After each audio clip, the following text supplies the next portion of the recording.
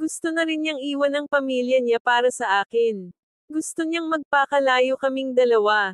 At magsama pero hindi pwede. May nangyayari na sa amin ng bayaw kong lalaki. Pero hindi naging kami. Hi po, ako nga pala si Nene, 38 years old. May asawa. Share ko lang. Ang sikretong kasalanang nagawa ko. Ang kwento ko ay nagsimula ang lahat. Sa tuwing may mga outing kami.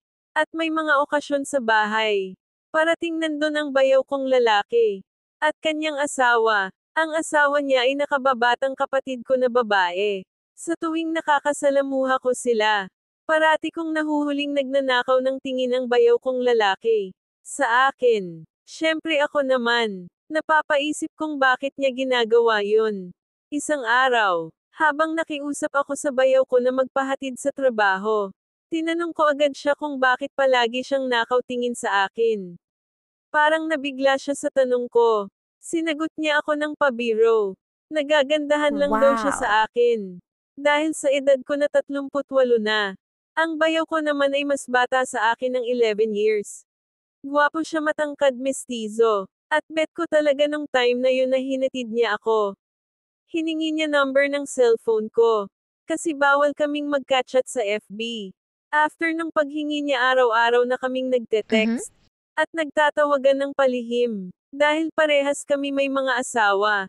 Habang nagkikita na kami ng palihim, merong na rin nangyayari sa amin.